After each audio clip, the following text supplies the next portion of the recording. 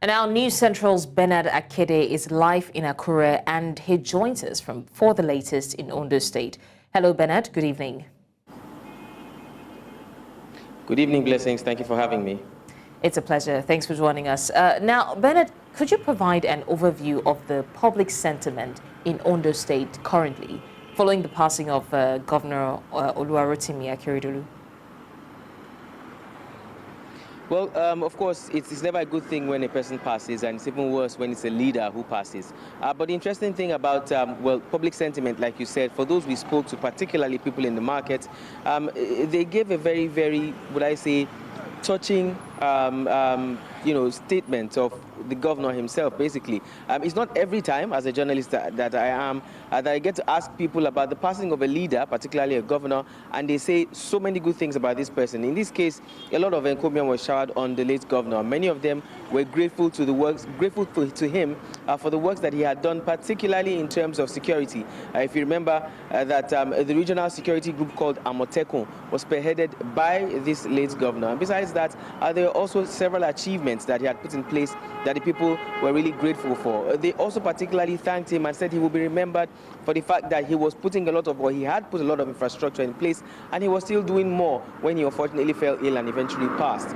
At some point, some people even called him Governor Talk and Do, called him Governor Infrastructure. Ondo is a big state, and he did put a lot of things in place, some flyovers in Ore and another place, and then another one here that they were building in Akure, the state capital. Several other things. He's actually touched the state in several places, and it was quite touching for me to see and to hear that the people on the streets did feel a certain way, feel very sentimental that their governor had passed. And they could only pray and hope that his deputy, who has now been sworn in as the new governor, would consolidate on his gains and begin to build more gains of his own. Right. And how exactly has the community responded to the new leadership under the acting governor, Lucky Aiyedatiwa? We do know that at some point they were protesting because, according to them, they voted for a governor and they don't want a governor by proxy. They wanted their governor. But now that the governor that they were fighting for has passed, how are they responding to Aiyedatiwa's leadership? Well, of course, first of all, as I mentioned earlier, no one is happy that the governor has passed. But I think the joy and, there's a feeling of joy and calm now amongst the people that this whole political storm has finally been laid to rest, so to speak. And even I haven't been here from the very beginning when it all started, but just coming here, we were here about 2 weeks ago, and then we're back here again. By today, when the plenary session was over, you could actually feel this, feeling of calm or calmness amongst the lawmakers, amongst the people in government, and the ordinary people as well, basically. The first thing is they are happy that now there is a sitting governor who is going to pilot the helm of affairs of the state, and they are also happy because, according to them, the deputy, who is now the governor, and his predecessor were in good terms, not just political and official terms, but also when it comes to interpersonal relationship, they were actually good friends. There were those who even said that they know for sure that the governor did say that he would like Aiyedatiwa to succeed him come the elections, and we do know that the elections are in less than a year. So I think there's a feeling of calm, there's joy and happiness that the state, or the storm that had befallen on the state, has settled.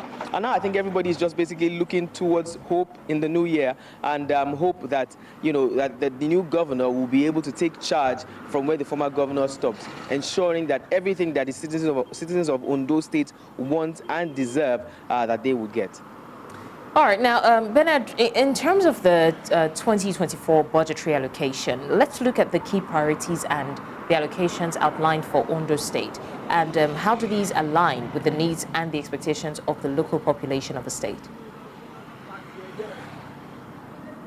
Well, we didn't get the chance to look at all the, every point of the budget. But basically, when we did speak to some of the parliamentarians who were at sitting today, they broke it down basically and said that the budget largely is going to look at infrastructure. And of course, because, as I mentioned earlier, the former governor who passed away was a governor who laid a lot of emphasis on infrastructure when it comes to building of roads, when it comes to reconstructing or rehabilitation of roads, certain government buildings, education, and the welfare of the people generally. And I think that is a point of interest for the people.